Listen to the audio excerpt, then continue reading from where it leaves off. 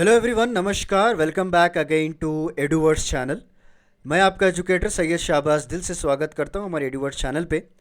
तो जैसा कि आप सभी लोग जानते हैं दोस्तों कि हमने कंप्यूटर सीरीज़ की किताब जो किरण के द्वारा पब्लिश की गई है, ऑब्जेक्टिव कंप्यूटर, उसके एमसीक्यूज़ को कवर करते आ रहे थे। 250 एमसीक्यूज़ तक हमने कंप्लीट कर चुके, 250 तक आई थिंक। तो आज उसका कंटिन्यूएशन रहेगा। 250 से 300 एमसीक्यूज़ हम with detail with proper explanation के साथ मैं आपको पढ़ाऊँगा इस लेक्चर में। ओके।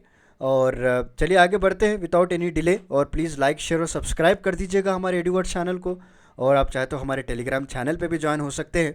उस चैनल की लिंक आपको डिस्क्रिप्शन में मिल जाएगी दोस्तों। आप डेफिनेटली उस चैनल को ज्वाइन कीजिए और जो भी है आप क्वायरी सारा कुछ हमें पूछ सकते हैं। राइट। तो let's start without any delay दोस्तों। चलिए पहला क्वेश्चन यहाँ पे देख सकते हैं आप। विच of the following is devices is used for connecting computers in star topology.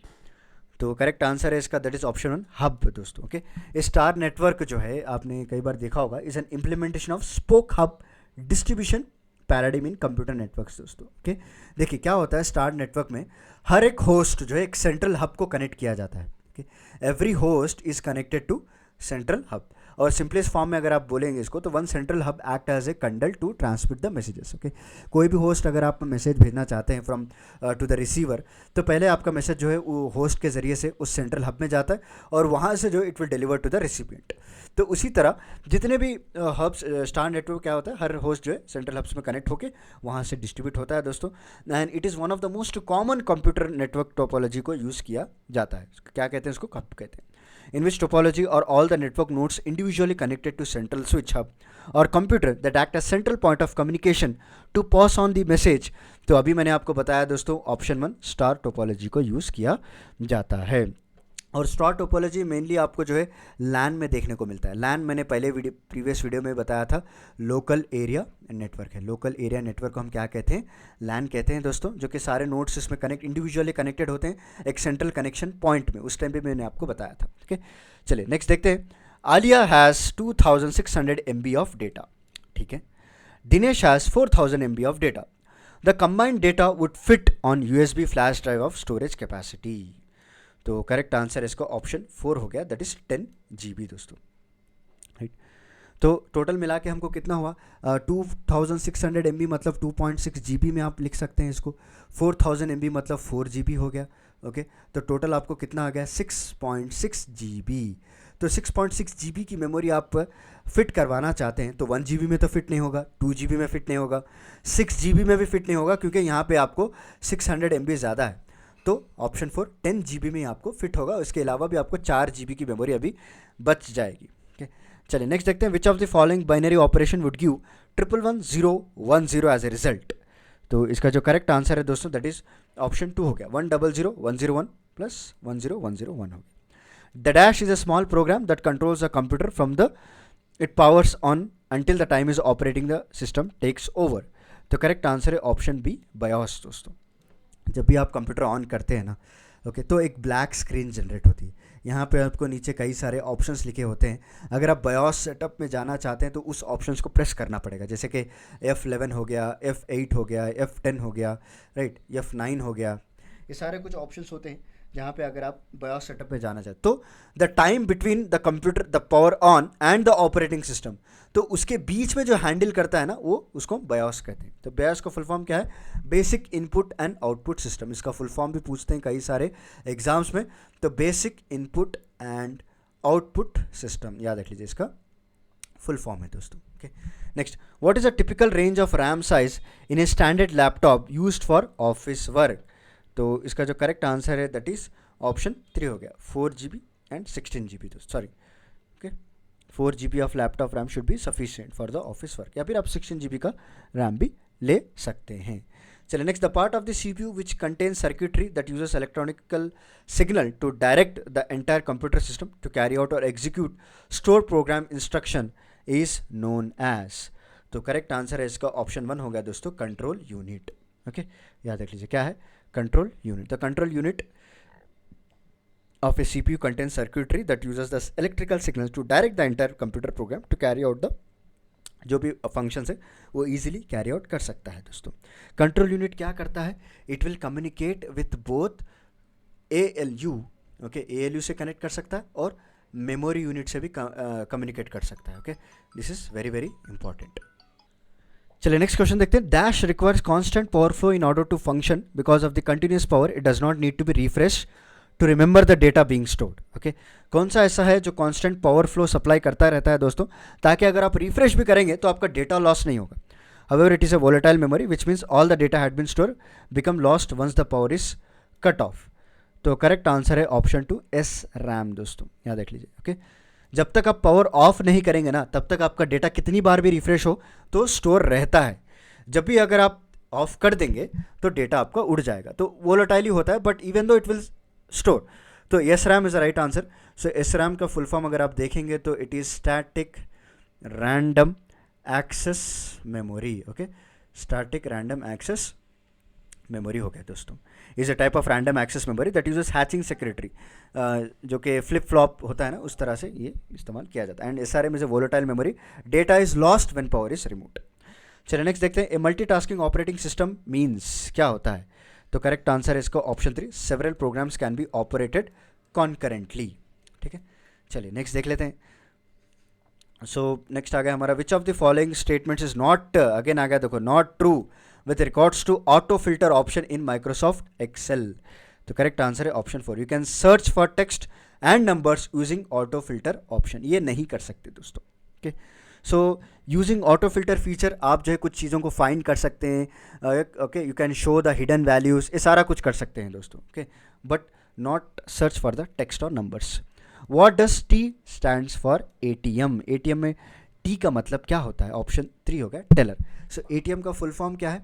Automated teller machine होता है दोस्तों। So automated, okay, teller machine, this is the ATM full form. Which among the following is a co-founder to the Twitter? तो इसका जो correct answer है that is option 2 हो गया है जैक डॉर्सी। अभी इन्होंने तो रिज़ाइन भी कर चुके हैं। ओके, जैक डॉर्सी साहब तो रिज़ाइन भी हो चुके हैं। अभी एलॉन मस्क ने जो है इन्होंने ट्विटर को $44 बिलियन में खरीद चुके हैं। ओके, इसके खरीदने के बाद ये जो है टॉप जो रिच लिस्ट थी उससे नीचे भी उतर चुके हैं। राइट, ये कहते हैं, इनका कहना है कि is one of the worst purchase इनकी लाइफ हिस्ट्री में जो ट्विटर को ख़रीदा है। राइट, पता नहीं क्यों ऐसा करते हैं। कई लोगों को फायर भी कर चुके हैं। पराग अग्रवाल इनके CEO थे ट्विटर के, इनको भी फायर कर चुके हैं दोस्तों। अभी सिर्फ एलॉन मस्क की सिंगल हैंडेडली ये लोग संभाल रहे हैं। और आपने देखा होगा ट्विटर में कई बड़े बड़े सेलिब्रिटीज़ होते हैं जो उनके बाजू एक टिक बटन होता है। राइट, जो कि एक ऑफिशियल ट्विटर अकाउंट माना जाता है, एक ऑथेंटिकेटेड ट्विटर अकाउंट माना जाता है जब भी किसी अकाउंट के नेम के बाजू एक टिक बटन हो। तो अभी एलॉन मस्क जी का कहना है जो कोई भी मुझे $5 देगा मैं इसको टिक बटन दे दूंगा। जी हाँ, तो इसकी वैल्यू भी निकाल दी है कि अगर आप इस टिक बटन को लेना चाहते हैं, उसको रिन्यू करवाना चाहते हैं, मेंटेन करवाना चाहते हैं, तो एवरी मंथ आपको $5 इनको देना पड़ेगा दोस्तों। इसके अलावा भी जो इनके एम्प्लॉयज़ को फ्री मील्स दिए जाते थे, ओके, उनके ऑफिस में, वो भी निकाल दिया गया है। अभी ये चार्जेबल बेसिस है। न जाने कई कई रिफॉर्म्स कर रहे हैं दोस्तों, पता नहीं क्या होगा इनका आगे चलकर फ्यूचर का, जो ट्विटर का फीचर है क्या होगा पता नहीं। Next, nibble in a computer terminology is also called, option 3 दोस्तों, हाफ बाइट इसे कहते हैं। सो कंप्यूटर टर्मिनोलॉजी में निबल क्या होता है? It's a half byte. Okay, क्योंकि उसके बाद जो है आपको बिट देखने को मिलता है। राइट, इसके बाद 8 बिट्स आपने देखा होगा, 32 बिट्स आपने देखा होगा, तो इस तरह से होते हैं। चलिए, in the context of memory size in computer data storage 1 gigabyte is equal to how many megabytes? तो ऑप्शन 4 हो गया दोस्तों, 1024 MB। ओके, सो 1 गीगाबाइट यानी 1 GB इज इक्वल्स टू कितने MB होता है? 1024 MB होता है। क्लियर हो गया आपको? चलिए नेक्स्ट देखते हैं। So hard disk is an example of which type of data storage device? तो इसका जो करेक्ट आंसर है ऑप्शन 2, सेकेंडरी स्टोरेज दोस्तों। ओके, इसमें नॉन वोलेटाइल होता है data, it's a non volatile storage. Okay, और डायरेक्ट जो है CPU के कंट्रोल में होता है दोस्तों। जैसे कि कई तरह के हार्ड ड्राइव्स आपने देखा होगा, एक्सटर्नल हार्ड ड्राइव्स हो या इंटरनल हार्ड ड्राइव्स हो या फिर SSDs हो या फिर आप पेन ड्राइव्स ले लीजिए, राइट, या फिर आप CDs ले लीजिए, DVDs ले लीजिए। ओके, ये सारा कुछ होता है। तो सेकेंडरी स्टोरेज को और एक स्टोरेज के नाम से भी जाना जाता है, वो भी मैं बता देता हूँ। उसको हम ऑक्सिलरी स्टोरेज भी कहते हैं। क्या कहते हैं? ऑक्सिलरी स्टोरेज कहते हैं, और एक्सटर्नल स्टोरेज भी कहते हैं। अगर आपको क्वेश्चन पूछे hard disk is an example of which type of data storage, अगर यहाँ सेकेंडरी की जगह एक्सटर्नल दे देना तो वो भी करेक्ट आंसर है। ठीक है, चलिए नेक्स्ट क्वेश्चन देख लेते हैं हम लोग क्या है। तो नेक्स्ट क्वेश्चन दिया गया, which of the following is an input device that utilize a light sensitive detector to select object on display screen. तो करेक्ट आंसर है ऑप्शन वन, लाइट पेन दोस्तों। ओके, लाइट पेन एक input device होता है, okay, जो कि एक whatever light sensitive detector की तरह ये काम करता है to display on the screen. It's light sensitive up detects the object location and send the corresponding signal. कोई भी ऑब्जेक्ट हो उसको डिटेक्ट करके उसको जो सिग्नल है वो CPU को सेंड करता है, वहाँ से आपको जो है and it will display on the screen. Okay, it is not compatible with the LCD screen and the first light pen was invented around 1955। कब इन्वेंट किया गया था? 1955 में at MIT, okay, Massachusetts Institute of Technology में इसको invent किया गया था। नेक्स्ट है the speed of central processing unit is measure in dash which represent a CPU cycle की बात करें तो इसका जो करेक्ट आंसर है ऑप्शन टू, हर्ट्ज हो गया दोस्तों। Okay, the clock rate or speed of CPU internal parts is measured in hertz and CPU clock speed represent how many cycle per second can execute, और clock speed is also referred to clock rate भी कहते हैं। Okay, इसको clock rate भी कहा जाता है दोस्तों। PC की फ्रीक्वेंसी हो गया या CPU की फ्रीक्वेंसी हो गया, ओके, इस तरह के मेजर करने के लिए इस्तेमाल किया जाता है। एंड अभी जो मॉडर्न प्रोसेसर आप देख रहे हैं ना, जो अभी प्रोसेसर आ रहे हैं मार्केट में, वो आपको गीगाहर्ट्ज तक भी मेजर कर सकते हैं, राइट। चलिए नेक्स्ट चलते हैं, विच technology do third generation computer use. तो करेक्ट आंसर है ऑप्शन वन, इंटीग्रेटेड सर्क्यूट्स। तो पहला जनरेशन हमने देखा, यहाँ पे लिख के बता देता हूँ मैं, जो बच्चे पहली बार लेक्चर देख रहे हैं, तो फर्स्ट जनरेशन का कंप्यूटर है 1946 से लेकर 1959 तक यूज़ किया गया था। क्या यूज़ किए थे हमने यहाँ पे? वैक्यूम ट्यूब्स को यूज़ किया था दोस्तों। ओके, उसके बाद आया सेकेंड जनरेशन कंप्यूटर, 1959 से लेकर 1965 तक यूज़ किया गया था। और क्या यूज़ किया था हमने? ट्रांजिस्टर्स यूज़ किए थे हमने इसमें। ओके, और अभी जो है बात की जा रही है थर्ड जनरेशन की, ओके, जो इस्तेमाल हुआ था 1965 से लेकर 1971 तक। यहाँ पे हम लोगों ने ICs यूज़ किए थे। IC का फुल फॉर्म इन्होंने दिया है इंटीग्रेटेड सर्क्यूट्स दोस्तों। एक सिंगल IC में आपको कई तरह के ट्रांजिस्टर्स हो गया या रेसिस्टर्स हो गया, ये सारा कुछ इसमें इस्तेमाल किया। इसको इन्वेंट करने वाले कौन थे? इनका नाम था जैक केल्बी ने इसको इन्वेंट किया है। चलिए, in the field of computing what does VRML stands for. Okay, so VRML का फुल फॉर्म है, करेक्ट आंसर है इसका option one, that is virtual reality markup language दोस्तों। Okay, it is a standard file format मानी जाती है। एक file format समझ लीजिए आप, किसके लिए फाइल फॉर्मेट है? फॉर 3D ऑब्जेक्ट्स, याद रखिए, for 3D objects. Different files के लिए डिफरेंट फाइल फॉर्मेट्स होती है। ओके, जैसे कि अगर आप मान लीजिए साउंड का है, साउंड का फाइल फॉर्मेट .va है या .mp3 हो गया। ओके, वीडियो का है तो .mp4 यूज़ करते हैं हम लोग। ओके, उसका .avi यूज़ करते हैं। इसी तरह ये virtual reality markup language .vrml जो है, ये आपको फॉर डिस्क्राइबिंग 3D ऑब्जेक्ट्स और कोई इंटरैक्टिव सीन्स के लिए इस तरह का यूज़ किया जाता है दोस्तों। ओके, और पहली बार इसको स्पेसिफाई किया गया था नवंबर 1994 में। कब? नवंबर 1994 में इसको स्पेसिफाई किया गया था। ओके, चलिए नेक्स्ट चलते हैं। नेक्स्ट क्वेश्चन है, which of the following devices is not use to enter data into computer. तो करेक्ट आंसर है ऑप्शन फोर हो गया, मॉनिटर। माउस से हम यूज़ कर सकते हैं, keyboard, scanner, we can enter but not the monitor. Next, which is a shortcut key for the central alignment of a line और a text in MS office software. तो इसका जो correct answer है that is option one, Ctrl+E दोस्तों। Which of this is not a operating system. देखिए कौन सा operating system नहीं है पूछा जा रहा है। ये आपको यूनिक्स ऑपरेटिंग सिस्टम है, लाइनेक्स ऑपरेटिंग सिस्टम है, मैक OS ये भी operating system, it's not Macs, it's a Mac. Okay, और SQL इज ए लैंग्वेज दोस्तों। ओके, सीक्वेंशियल लैंग्वेज इसको कहते हैं। Okay, it's not an operating system. Structure query language इसे कहा जाता है, not sequential, sorry, structure query language इसको कहते हैं। एक डोमाइन स्पेसिफिक लैंग्वेज है जो कि प्रोग्रामिंग में यूज़ किया जाता है, in relational database management system RDBMS में इसको यूज़ किया जाता है। ओके, RDBMS में इसको इस्तेमाल किया जाता है। चलिए नेक्स्ट देख लेते हैं। So femto means 10 raised to the power of। Correct answer है इसका option two, 10 to the power of -15 दोस्तों। ओके, so it was added in 1964 to the SL. It is derived from the Danish word femto, okay, mean 15। इसका मतलब क्या है? 15 है दोस्तों। okay, चलिए, C in the CPU denotes option 1, central processing unit। Very basic question पूछा गया। A joystick is primarily use to किसके लिए यूज़ किया जाता है दोस्तों? For computer gaming. Computer gaming के लिए जॉयस्टिक्स हम लोग यूज़ करते हैं। They are all input devices हैं जहाँ पे आप अपने गेम्स को कंट्रोल कर सकते हैं, सच एज मूविंग, बैक आना, शूट करना, ये सारा कुछ इससे परफॉर्म कर सकते हैं। Which is not a storage device, again which is not a storage device, option 1 हो गया। 4 हो गया प्रिंटर। प्रिंटर कोई स्टोरेज डिवाइस नहीं होता है। CD we can store movies, DVD में भी हम स्टोर कर सकते हैं। फ्लॉपी डिस्क पहले आती थी, अभी तो बंद हो चुका है। प्रिंटर हार्ड डिस्क अभी चल रही है, हार्ड डिस्क भी नहीं, अभी एसएसडी चल रहे हैं। प्रिंटर कोई भी स्टोरेज डिवाइस नहीं। Printer it can print the images, okay, it is A output device, याद रखिए एक आउटपुट डिवाइस है। Next, which of the following users hand held operating system की बात करें तो ऑप्शन 5 हो गया दोस्तों, पीडीए हम जिसे कहते हैं। Okay, hand held operating system also known as mobile operating system that operates a smartphone, tablet, PDA और other digital mobile devices. Next, to display the content of a folder in Windows Explorer you should, option 1 हो गया दोस्तों, click on it. Okay, by double clicking a folder, the main window of the list along the left side to operate the folder is also left. Okay, the CPU comprise of control memory and dash units, तो इसका जो सही answer होगा that is option 1 हो गया दोस्तों, micro processor. okay, CPU comprise of control memory and microprocessor units। okay, चलिए, dash is the most important powerful computer in typical network की बात करें तो network server is a most important powerful computer माना जाता है दोस्तों। ओके, नेक्स्ट देख लेते हैं। So dash appearing on the web page opens another document when clicked, तो उसको हम हाइपर लिंक कहते हैं। ओके, कोई भी अगर डॉक्यूमेंट में लिंक पेस्ट कर देंगे आप, तो उसको क्लिक करने से आपको रीडायरेक्ट कर देगा वो उसके वेब पेज पे। तो उस लिंक को हम क्या करते हैं दोस्तों, ये ब्लू कलर में कन्वर्ट हो जाता है जब भी आप इसको किसी डॉक्यूमेंट में ये करेंगे, तो इट इज़ हाइपर लिंक कहते हैं।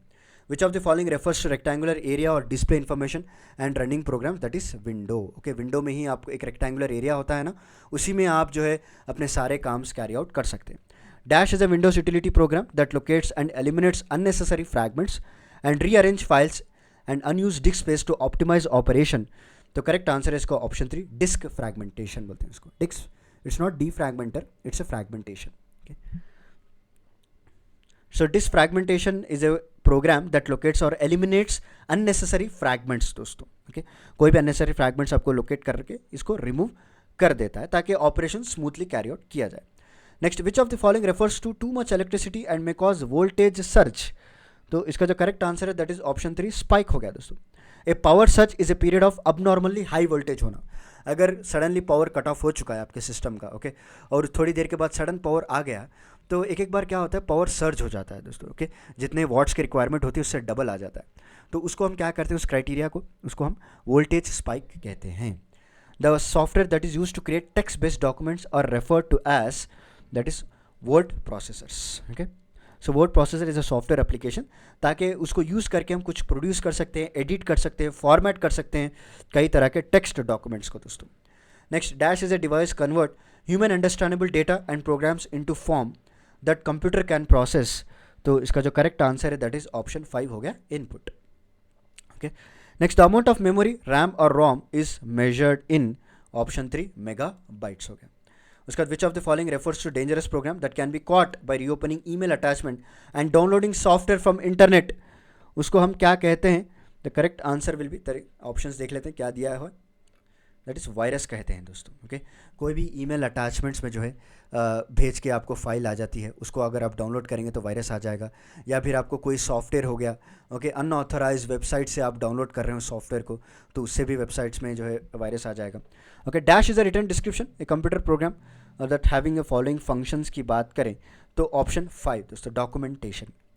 Next, which of the following is use to delete the characters from the left of the cursor, then the correct answer will be option 4 हो गया, डिलीट ऑप्शन यूज़ करने से आप कर सकते हैं। ओके, राइट क्लिक अगर आप करेंगे तो वहाँ पे कई तरह के ऑप्शंस आपको दिखेंगे, वहाँ पे डिलीट का ऑप्शन भी रहेगा। Which of the following refer to restarting the system when it is already powered on, तो इसका जो सही जवाब है, एक मिनट मैं चेक कर लेता हूँ, ऑप्शन 5 हो गया दोस्तों, वार्म बूट इसे कहते हैं। Okay, starting a computer from power of state is called cold booting. Okay, अगर आप कंप्यूटर पूरा बंद हो चुका है, ओके, पहली बार आप कंप्यूटर ऑन कर रहे हैं, तो उसको हम क्या कहते हैं? कोल्ड बूटिंग कहते हैं दोस्तों। Okay, cold booting. But if the computer is already running और उसको आप रीस्टार्ट करना चाहते हैं, तो उसको हम क्या कहते हैं? Warm booting. यहाँ पे देखिए, which of the following refers to restart the system, तो इसीलिए करेक्ट आंसर है इसका option 5 warm booting. Cold booting में कंफ्यूज मत होना। Which of the following is an example of an input device की बात करें तो ऑप्शन 2 स्कैनर हो गया। The operating system is a dash most common type of software, is most common type of system software. कौन सा है? System software. चलिए, dash is having more memory addresses than they are physically available, तो option 1 हो गया दोस्तों virtual memory. Virtual memory क्या होता है? It addresses used by the program. Okay, so सारा कुछ इसमें आपको वर्चुअली क्रिएट किया जाता है by using the techniques of paging, सब कुछ इसमें वर्चुअली स्टोर किया जाता है। चलिए नेक्स्ट देख लेते हैं। 4th generation PCs content. 4th generation PCs में क्या होता है दोस्तों? अभी आपको माइक्रो प्रोसेसर होता है। ओके, 3 जनरेशन के बारे में मैंने आपको बता दिया था। 4th जनरेशन में आपको माइक्रो प्रोसेसर यूज़ किया जाता है। तो इसका यूज़ करने का फ़ायदा क्या है? पहला फ़ायदा इसका ये है कि it has reduced sized. What it have? It has reduced size. दूसरा क्या है? रिड्यूस्ड कॉस्ट है दोस्तों। दूसरा क्या है? रिड्यूस्ड कॉस्ट है, right. And increase speed of processor led to the creation of the personal computer. इसकी जो स्पीड है वो इंक्रीज, बहुत स्पीड होती है। okay? आजकल जितने भी हम पर्सनल कंप्यूटर्स यूज़ करते हैं ना, ये सारा कुछ हम लोग ये माइक्रो प्रोसेसर ही यूज़ करते हैं। The hard drive is normally located. Hard drive कहाँ पे लोकेट होती है? Inside the system base unit दोस्तों। Hard disk is normally located inside the system base unit, because hard disk जो है massive amounts of information hold करते हैं, तो इसलिए उसको इनसाइड। अभी तो हार्ड ड्राइव नहीं आ रहे, अभी SSDs आ रहे हैं। बहुत मैंने बता दिया आपको, SSD बहुत फास्ट होते हैं। Next, virtual memory allocates hard disk spaces to supplement the immediate function memory capacity of, that is option 5 हो गया रैम दोस्तों, random access memory. Next, Java is referred to. Java क्या है? जावा एक high level language है दोस्तों। Okay, that simple object oriented है, multi threaded dynamic architecture, neutral and high performance है दोस्तों। It is a both programming languages and a platform. Okay, जहाँ पे आप वेरियस एम्बेडेड सर्विसेज को प्रोवाइड कर सकते हैं। इसे Java is refer to a high languages. Next, which of the following is not a part of storage in the computer? तो correct answer है इसका ऑप्शन 5 प्लॉटर। तो plotter is a computer printer और for printing vector graphics. Okay, आपको कोई भी hard copy चाहिए तो प्लॉटर इस्तेमाल कर सकते हैं। It draws the pictures on paper using a pen and plotters are used in printer devices designs also. Okay, it is not use for storage. Okay, तो चलिए हमने 50 क्वेश्चंस हमने देख लिए विद द प्रॉपर एक्सप्लेनेशन। तो अब तक हमने 300 क्वेश्चन सक्सेसफुली कंप्लीट कर लिए है दोस्तों। अभी 202 मोर, ओके, वो भी मैं कंप्लीट कर दूंगा। कोई भी डाउट्स हैं, कोई भी आपको क्वेश्चंस हैं तो आप हमारे कमेंट सेक्शन में पूछ सकते हैं। And you can also ask in our Telegram channel, उसके लिंक मैं आपको डिस्क्रिप्शन में दे दूंगा। तो चलिए मिलता हूँ मैं आपको अगले लेक्चर में कुछ इंटरेस्टिंग टॉपिक के साथ। तब तक के लिए धन्यवाद। Take care, stay safe, thank you so much.